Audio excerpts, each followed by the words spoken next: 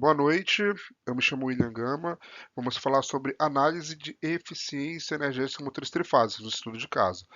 Professor mestre José Francisco Camargo Júnior, orientador, e o curso de Engenharia Elétrica na Universidade de Santo Amaro, Unisa. O meu nome é William Gama, RA 2732645. Resumo: esse trabalho apresenta uma revisão sobre assuntos relacionados a esse tema, tratando de forma mais específica a eficiência energética em motores de indução trifásicos e aplicando os conceitos apresentados no estudo para otimização de sistema de bombeamento de água na indústria automotiva. O objetivo foi realizar uma análise das oportunidades de eficiência energética em motores de indução trifásicos e apresentar soluções para o sistema de resfriamento industrial, onde 4 motores de indução trifásica de 60 CV atuam no ambiente ácido, realizando o bombeamento de água. Como metodologia, utilizou a visita em campo e aplicação do método PDCA, na detecção de via análise de custo, realização, checagem, ação de resolução de falta de eficiência das bombas, via uso de controlador de acionamento, além de aplicação de estabilização e vibrações das tubulações. Como resultado, obteve-se redução dos custos no uso de bombas e aumento da eficiência dos mesmos. A introdução no século XX foi marcado pelos primeiros serviços centralizados de produção e distribuição de eletricidade e pela invenção dos motores de combustão. Esse marco evidenciou a relação entre desenvolvimento econômico e social e uso energético. À medida que as invenções com os motores e transformadores de corrente alternada surgiram, a eletricidade deixou de ser restrita à iluminação e passou a ser vista como uma forma de energia mais apropriada para a produção da força motriz na indústria. Desde então, ela tem tomado espaços essenciais, não somente no setor industrial, mas também no residencial e de serviços. Dessa forma, surge a necessidade em que esse recurso seja utilizado de forma cada vez mais eficiente. Bruno, 2007, mostra que os motores elétricos trifásicos se destacam nesse cenário, pois são responsáveis pela maior parcela de consumo de energia na indústria. Fatores e características físicas, condições, instalações, ausência de dimensionamento apropriado afetam os níveis de eficiência de energia no sistema. No que se refere às características físicas dos motores de indução trifásicos, podemos destacar perdas magnéticas, mecânicas e suplementares que podem afetar a eficiência da máquina. Elas podem ser minimizadas a partir de medidas como aperfeiçoamento do material ativo da máquina, otimização de design do processo, a fabricação, além das características físicas apresentadas. O balanço de resultados das ações de eficiência energética destaca a oportunidade do setor industrial, sobretudo em sistema de bombeamento, utilizado para transporte de fluidos, como água e outros químicos. Tratando-se de um sistema industrial onde existem torres de esfriamento de água, o controle de velocidade e da frequência de operação do motor pode proporcionar ganhos efetivos de economia e de energia. O estudo das condições de funcionamento e dimensionamento do sistema é capaz de propor importantes ações que visem garantir esse ganho e, sobretudo, aumentar a índice de eficiência energética. Nossos objetivos. O principal objetivo desse trabalho é realizar uma análise das oportunidades de eficiência energética, motores de indução e apresentar um estudo de caso, com propósito de soluções para o sistema de esfriamento industrial, onde 4 motores de indução trifásica de 60 CV atuam em um ambiente ácido, realizando movimento de água. Objetivos específicos: compreender o contexto de perdas energéticas em motores de indução trifásica e seus impactos, definir tipos de perdas no motor de indução trifásica, identificar perdas no conjunto do sistema de resfriamento de água de uma indústria automotiva, realizar estudo de características elétricas e o consumo de energia no sistema, propor melhorias que aumente a eficiência energética no sistema e apresentar resultados das melhorias implementadas. A metodologia. Inicialmente será feita uma revisão bibliográfica, onde os padrões de eficiência energética estabelecidos para a indústria ao redor do mundo sobre o cenário nacional das ações de eficiência energética em sistemas motores e sobre a apresentação das máquinas de indução trifásica com suas perdas associadas. A segunda etapa consiste no estudo de caso de sistema de bombeamento de água, onde será utilizado o método ciclo PDCA para a resolução de problema. Essa metodologia por objetivo esclarecer o problema, encontrar sua causa raiz e propor soluções de impacto mais efetivas no processo. O Erkman, em 1905, página 7, define que o ciclo PDCA como um método gerenciador de tomada de decisões para garantir o alcance de metas necessários à sobrevivência de uma organização. Para os autores Brown e Marshall, em 2008, Pagui, em 2009, Tsu et al., em 2013, o PDCA consiste em 4 fases que podem ser definidas como planejar, fazer, verificar, checar e agir.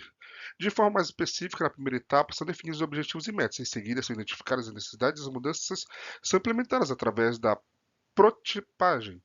Os resultados das mudanças são monitorados e avaliados comparando-se os dados no cheque por finalizar o ajuste estratégico de melhoria.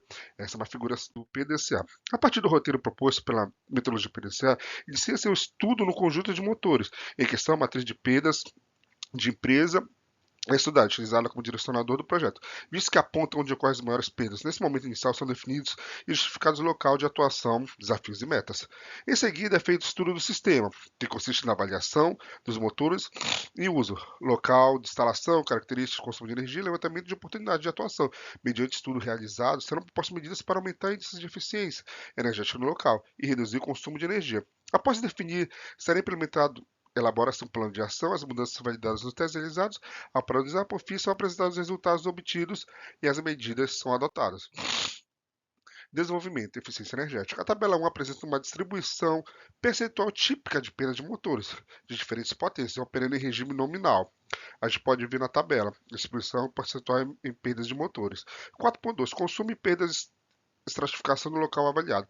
Para identificar o ponto de atuação com maior oportunidade de redução, utiliza a matriz de custos, uma planilha dinâmica onde os principais tipos de perdas são contabilizados pela empresa. A figura 12 ilustra o macro de perdas registradas na unidade de reais. Em destaque está a perda energética elétrica, segunda maior registrada, como a gente pode ver no macro de perdas reais, na figura 2. A perda de energia elétrica é calculada a partir da diferença entre a estimativa de consumo em condições ideais e do consumo registrado, através de uma estratificação dessa perda, onde podemos visualizar quais são as áreas mais afetadas. Na figura 3 é possível observar destaque informação responsável por 58 de perdas de energia.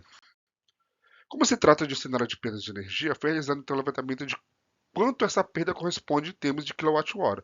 A figura 4 ilustra o consumo distribuído entre as seções que constitui o setor de formação, onde a seção 7 se destaca com o maior valor de kilowatts.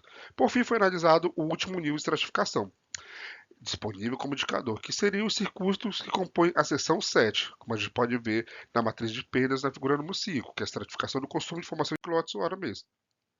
O objetivo do trabalho foi definido a partir de uma análise de locais onde se registraram maiores perdas que ainda não possuem um projeto de melhoria sendo implementado. O circuito de retificadores possui uma diferença considerável em relação aos demais, devido às características próprias do processo, já que o alvo de outros projetos de melhoria, sendo assim, foi decidido que o circuito das torres de refrigeração deveria ser o alvo de estudos. Esse processo de investigação, a partir de uma vazão macro e em seguida estratificando as informações até definir o último nível. É uma fase importante para que se priorize a realização de melhorias nas áreas com maiores perdas e se aproveite com essa quantidade de maiores oportunidades de ganho. O circuito de torres de refrigeração consiste no conjunto de bombas e tanques, responsável por realizar o esfriamento da água que vem no processo de formação do produto. Nesse circuito foi observada a atuação de um conjunto de 3 bombas de 60 cavalos, CVs, que conduziu água verticalmente para as torres de refrigeração, localizadas no nível acima do tanque. A figura 6 ilustra o tanque de concreto e as torres de funcionamento. O processo de formação no qual o sistema se encontra pode variar bastante de acordo com o modelo do produto produzido e seu respectivo plano de formação. Além disso, não existe uma frequência padronizada para o seu funcionamento, logo que há dias a demanda é muito maior comparada com outros. Identificou-se que os 3 motores atuam ininterruptamente, fora das condições básicas, pode estar causando as perdas. Esse aí é um vídeo meu feito da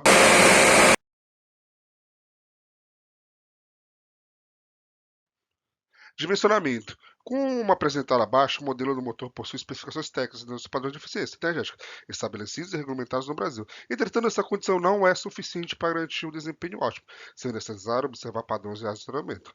A partir de uma análise comparativa do histórico HM, interface homem-máquina, registrar uma corrente de 49,6 amperes para cada uma das 3 bombas, enquanto a corrente nominal de cada placa para uma ligação em 380 volts deveria ser de 85 amperes. Essas 3 bombas funcionavam ininterruptamente, trabalhando abaixo da sua capacidade nominal, para suprir uma demanda de resfriamento, que não é fixa. A partir das informações levantadas, foi possível definir o seguinte fenômeno: as bombas estavam superdimensionadas, o que provoca perdas de energia durante a condução de água ao tanque para as torres de influência diariamente. A curva de desempenho de carga motor demonstrou péssimos resultados, onde é possível verificar baixo rendimento consequente da corrente do trabalho e velocidade nominal.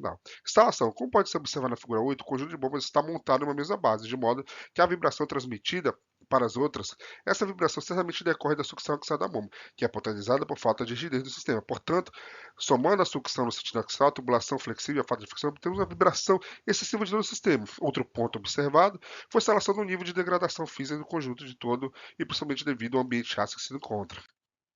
Plano de ação. A primeira ação está relacionado à otimização do funcionamento das bombas e requer o uso de um controlador lógico programável para receber as informações de temperatura registradas pelo controlador de temperatura, que é o TLK48, e ao realizar acionamento ou desligamento das bombas. Sendo assim, foi realizada a programação de dois alarmes no controlador, um para identificar quando a temperatura do tanque de água fria estiver baixa, menor que 31 graus Celsius, e outro para a temperatura alta, maior que 32 graus Celsius.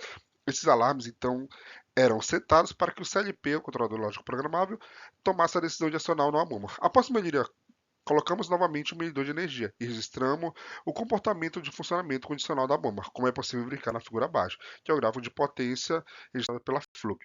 Antes da melhoria, a bomba permanecia acionada, independentemente da necessidade de reduzir a temperatura da água, que chegava ao tanque quente. Já com a automação implementada, podemos observar que o motor só é acionado quando a temperatura do tanque frio excede 31 graus Celsius, e é preciso um terceiro motor para atender a demanda de água recirculando. A segunda ação foi direcionada para as condições de instalação dos motores, onde foi realizado um reforço de fixação das bombas e instalação de vigas ao longo da base de extensão das bombas.